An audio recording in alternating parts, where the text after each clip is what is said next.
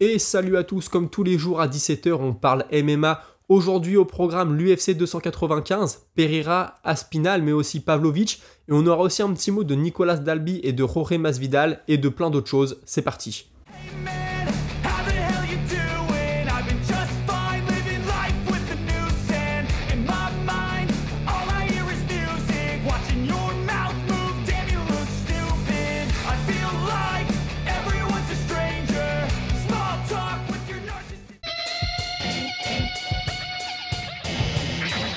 Et Alex Pereira qui est revenu sur le combat qui l'attend ce week-end, mais aussi sur sa carrière à l'UFC. Alors il avoue avoir été surpris par la vitesse, ça a été très vite, entre le moment où il est arrivé à l'UFC et le moment où il a eu sa chance pour le titre et aujourd'hui.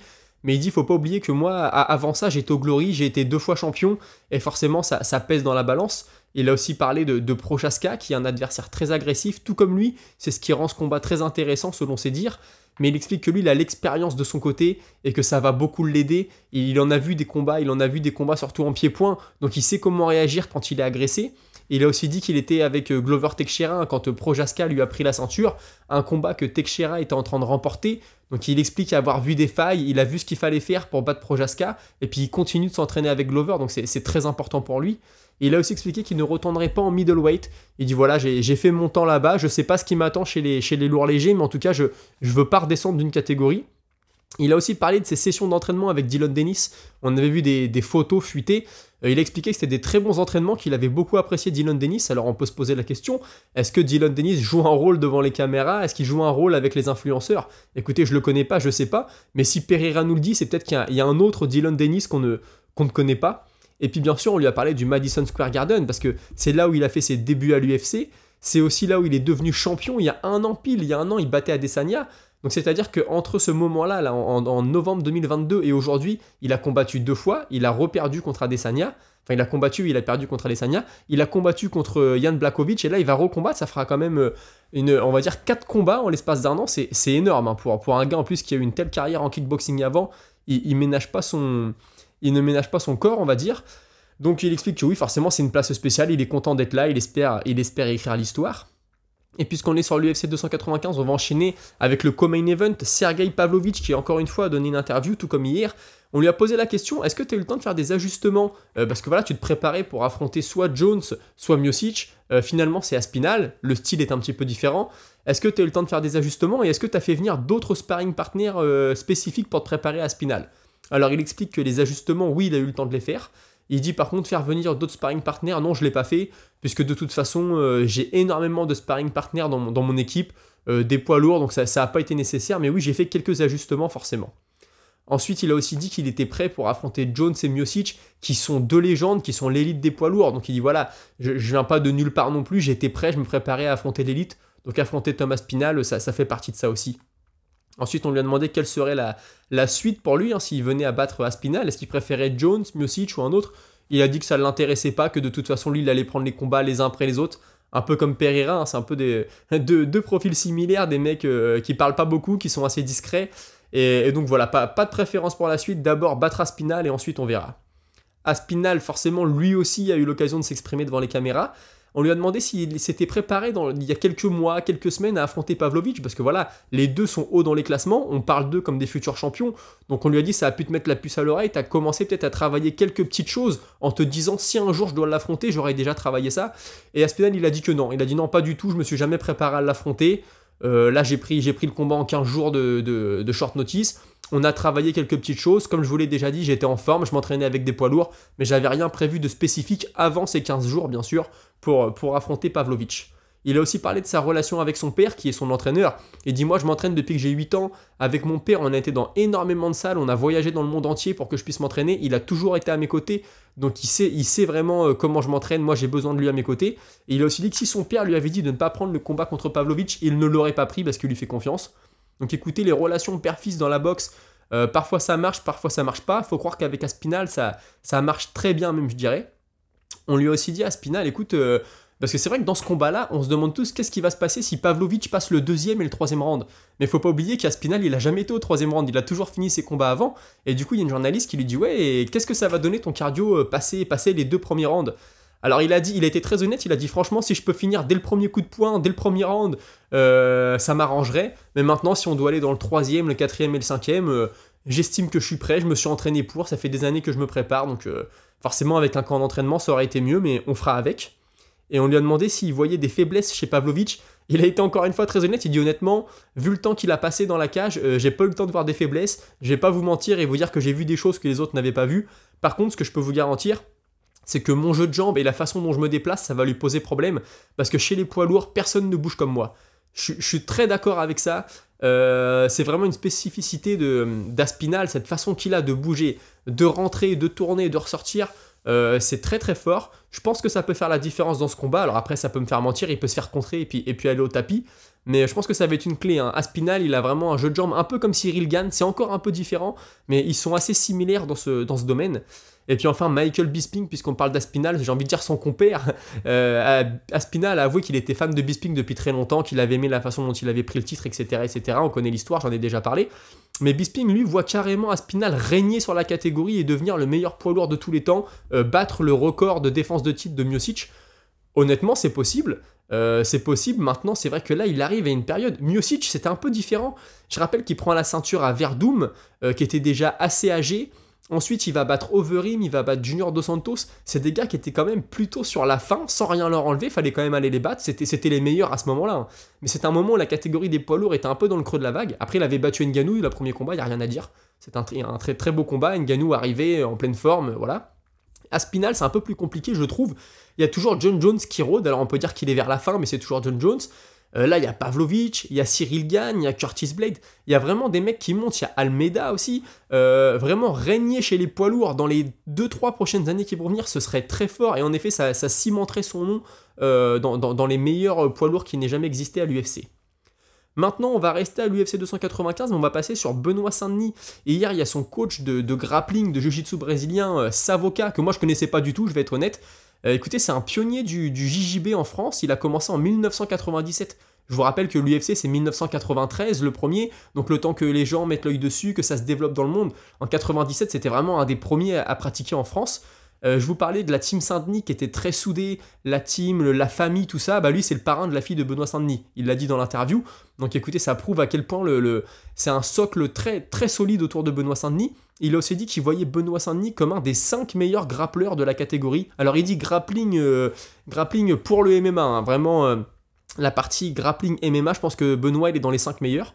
Donc écoutez, c'est bien parce qu'il y a du monde là-haut, hein. Enfin, il y a les Makachev, il y a les Dariush, les Tsaroukian, les Gamrot, c'est très très bon au sol. Si Benoît arrive à se hisser là-haut, on pourrait avoir de très belles oppositions à la fois debout mais aussi au sol.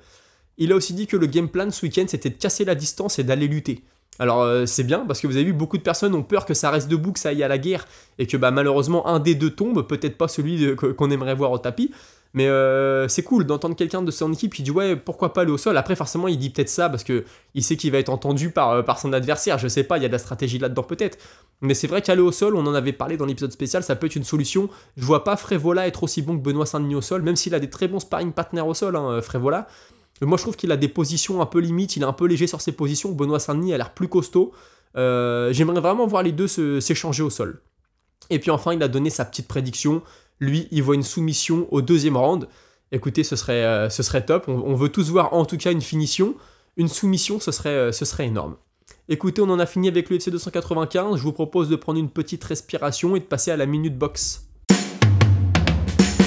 Et la première info de cette minute box, elle concerne Jake Paul qui n'affrontera pas Ned Diaz. Ça y est, c'est officiel. Ce ne sera pas son prochain combat en tout cas, puisqu'il va affronter André Auguste, un boxeur texan qui a un record de 10 victoires pour une défaite, 5 KO. Jake Paul de son côté il est à 7 victoires, 1 défaite, 4 KO. Écoutez, on peut lui reprocher ce qu'on veut, là il prend un vrai boxeur. Moi je connaissais pas André Auguste, je me suis renseigné un peu, si vous avez des infos n'hésitez pas dans les commentaires. Ça a l'air d'être un vrai boxeur, un mec qui monte j'ai envie de dire. Donc une bonne chose, ça peut un peu casser l'image de Jake Paul qui prend que des retraités du MMA, que des mecs du showbiz, etc. Là il va prendre un vrai combattant, ça avait été un peu le cas avec Tommy Fury aussi. Écoutez, on verra ce que ça va donner, ça aura lieu à Orlando le 15 décembre, donc ça va venir très vite. Ensuite, la deuxième info et dernière info de cette minute box, elle concerne Deontay Wilder.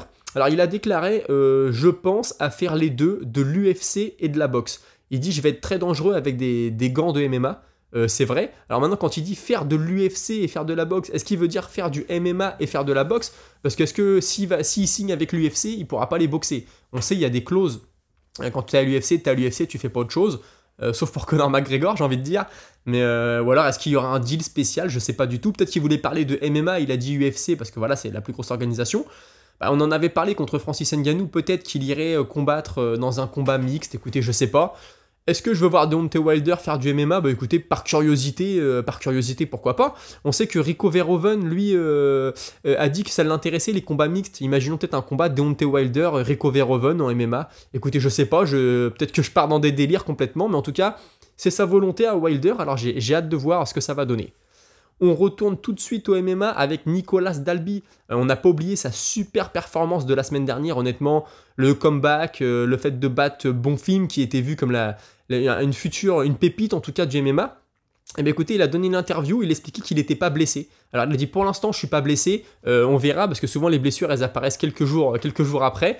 Mais en tout cas si ça reste comme ça, moi je veux revenir pour fin février, début mars. Ce serait une super date. Il a aussi expliqué qu'il avait personne en tête. Il dit ouais, je sais que ça se fait beaucoup de donner des noms, de faire des calls. Moi honnêtement, j'ai personne en tête. J'espère que je vais pouvoir combattre fin février, début mars. Alors Ariel Helwani lui dit oui, ça serait bien que tu aies un top 15. Moi je suis entièrement d'accord. Il mérite. Il est sur 4 victoires de suite. Là, il vient de battre Bonfim, qui était vraiment vu comme une grosse menace. Un mec qui peut-être un jour serait champion. Alors, c'est un peu tôt pour en parler. Mais on voyait vraiment Bonfim aller très loin dans la catégorie. C'est pas mort pour lui, il a juste perdu. Hein. Maintenant, écoutez, si Dalby pouvait avoir un top 15, je pense que ce serait une juste récompense. Il a aussi parlé du fait de combattre au Danemark. Hein. Dans la cage, il a demandé à combattre au Danemark la prochaine fois. Ça fait longtemps que l'UFC n'a pas été là-bas. Il a expliqué, voilà, il a dit si mon prochain combat n'est pas au Danemark, et ben c'est à moi de faire ce qu'il faut pour donner envie à l'UFC de se rendre là-bas. Il a aussi avoué que voilà, depuis 2013, il y a un petit creux chez les Danois au niveau MMA. Il dit on a personne qui brille sur les scènes internationales, c'est vrai. Donc je comprends que ce soit compliqué d'attirer l'UFC, mais je suis confiant parce que je vois beaucoup de jeunes combattants qui commencent à briller sur la scène nationale, sur la scène européenne. Donc dans les années à venir, je pense qu'on aura un petit vivier de combattants et que potentiellement on pourra ramener l'UFC. Il explique aussi que lui, il vit au Danemark, il s'entraîne au Danemark, donc il sait de quoi il parle. Il est avec ces gens-là, il les voit grandir. Je pense que lui, il participe aussi à l'essor du sport. C'est un vétéran, il a 37 ans, il a combattu au Cage Warrior, à l'UFC. Donc je pense que c'est pour tous les jeunes qui veulent combattre et qui sont dans sa ville, c'est une bonne chose d'être entouré, d'être encadré en tout cas par un gars comme ça. Et il a dit aussi ce qui lui donne envie de combattre devant ses fans, c'est quand il va au Brésil, c'est pas la première fois qu'il combat là-bas. Il dit ouais, je vois les spectateurs, ils mettent le feu dans la salle, il y a une super ambiance. J'aimerais vraiment moi être le gars pour une fois pour qui le gars qu'on encourage, le gars pour qui on crie et pas seulement le gars qui vient pour se faire détruire. Et il a aussi expliqué que dans la forme de sa vie, 4 victoires de suite, ça fait plaisir. Il dit je me sens très bien, je m'entraîne bien, j'ai vaincu mes problèmes de dépression. Donc voilà, encore un qui a connu la dépression, j'ai envie de dire. Il dit moi c'est un truc qui m'a suivi toute ma vie, maintenant ça va, j'arrive à gérer ça, j'ai eu un divorce aussi, c'était pas facile mais maintenant c'est derrière moi, donc je suis bien dans ma tête, je suis bien dans mon corps, c'est peut-être pour ça que les résultats suivent. Eh ben écoutez, je pense qu'en effet quand t'es bien au niveau mental, c'est beaucoup plus facile d'aller dans la cage et de performer ensuite. Et puis il a forcément eu un petit mot pour Bonfim. On le dit voilà, t'as brisé un gars que tout le monde voyait aller très haut. Qu'est-ce que t'en penses? Il dit bah voilà, moi je suis d'accord. Quand je voyais ses vidéos, je voyais que il a dit c'était un diamant, mais il est pas encore taillé, il est pas encore poli. Il a dit je voyais des failles dans son jeu, je pense qu'il va aller loin, mais c'était juste pas le bon moment. Il a encore besoin de prendre de l'expérience, il a encore des choses à travailler. Écoutez, c'est un peu ce qu'on disait un peu plus tôt dans la semaine. C'est vrai que Bonfim, là on a vu que ça a peut-être brisé le cardio, le mental, je sais pas, il y a encore des choses à travailler, mais en tout cas s'il est bien encadré, si lui il a vraiment envie de progresser, je pense que c'est le genre de combat qui va le faire aller de l'avant. Un petit mot maintenant de Jorge Masvidal. Ça y est, son procès contre Colby Covington est terminé. Je rappelle qu'il y a quelques mois, peut-être même un an maintenant, il avait frappé Covington dans la rue. Covington avait porté plainte, etc. Donc là, Masvidal, honnêtement, il était dans un état pendant l'interview, c'était le jour même, hein, il venait de sortir du procès ou c'était le lendemain. Il explique ouais, Covington c'est qu'un menteur, il était euphorique. L'interview a duré 15 minutes, il y a 5 minutes où il fait que d'insulter Covington. Il dit notamment qu'il en a pas fini avec lui, qu'ils vont se revoir, qu'ils vont se recroiser, que ce soit dans une cage ou dans la rue, etc. Donc le journaliste lui dit ouais, mais tu serais pas mieux peut-être à passer à autre chose, t'as peut-être autre chose à faire que de te recréer des problèmes. Et il explique qu'il veut recombattre. Il dit ouais, 2024 j'ai envie de recombattre, mais le problème c'est que je suis toujours en contrat avec l'UFC.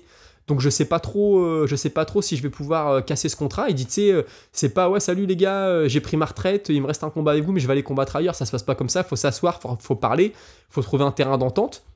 On lui a aussi dit qu'il avait sa ligue de combat de bare knuckle. D'ailleurs, il y a une affiche ce week-end, hein, je vais vous montrer ça, avec Roy Nelson en main event. Ça va être top, du MMA sans gants, du MMA en bare knuckle, ça va être vraiment cool. Et il explique que non, il ira pas combattre dans sa ligue, ça se fera pas. Par contre, il aimerait bien faire autre chose que du MMA. Il dit ouais, pourquoi pas du karaté, pourquoi pas du taekwondo. Par contre, je veux qu'il y ait du contact. Je veux pas que ce soit un truc à la touche, je veux que ce soit un vrai combat.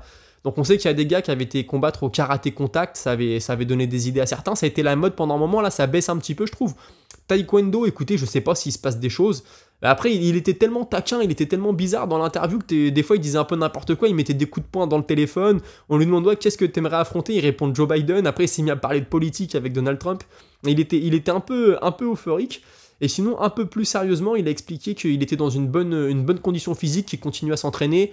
Il a dit là, si je devais combattre demain, je te dirais non, mais tu me donnes 8 semaines, un camp d'entraînement et je serais prêt à combattre. Donc écoutez, ça peut être une bonne chose que de voir Masvidal de retour. Je sais pas où ce sera, est-ce que ce sera de la boxe, du karaté, du taekwondo, comme il dit. L'avenir nous le dira, mais en tout cas, ça a l'air de lui manquer, il a envie de revenir. Et la dernière info du jour, elle concerne Adrian Yannis. Vous savez, il a perdu son combat il y a 15 jours, 3 semaines, et sur des low kicks, il s'est fait détruire les jambes. Il s'est fait opérer du genou. Alors, j'ai pas vu l'info si la blessure venait du combat ou pas. Vu ce qu'il a pris, il y a de fortes chances. En tout cas, ça s'est bien passé. Il a dit qu'il allait se remettre et qu'il allait revenir dans la cage dès qu'il serait disponible. Donc écoutez, moi, c'est un combattant que j'aime bien. Il est sur 2 défaites de suite. C'est pas le meilleur moment de sa carrière. En plus, il est dans une catégorie de dingue. Hein. Il est chez les poids coqs. Donc écoutez, à mon avis, son combat de retour, ce sera pas contre un top 15, faudra qu'il engrange peut-être 1 ou 2 victoires avant de faire son entrée dans le top 15, mais combattant toujours fun à voir, donc j'ai hâte de savoir ce que ça va donner. Pas de minute auditeur aujourd'hui, il n'y avait pas de commentaires sur lesquels il y avait besoin de répondre. Écoutez, n'hésitez pas, demain on parlera notamment de Uriah Faber et de sa vie de jeune retraité, j'ai envie de dire, un petit peu de sa carrière aussi, il a donné une interview, on parlera d'Anthony Smith, et on parlera de plein d'autres choses, il y a forcément des choses qui vont se passer entre aujourd'hui et demain. Et puis je vais aussi vous parler du combat de la main card entre Sabatini et Lopez, combat dont personne ne parle, je vois très peu d'interviews de l'un ou de l'autre, mais c'est sur la main card, c'est un combat assez intéressant, surtout si ça se passe en grappling. Je vous en parlerai demain, et puis écoutez, n'hésitez pas à commenter, vous abonner, et voilà, là je suis sur un projet pour changer l'image de fond que vous voyez derrière la vidéo, faire un truc un peu plus personnalisé, un truc un peu plus joli. Donc ça va pas se faire demain, mais peut-être dans les semaines à venir, on est dessus. Donc écoutez, n'hésitez pas à vous abonner, à liker, à commenter, et on se retrouve demain, 17h, salut!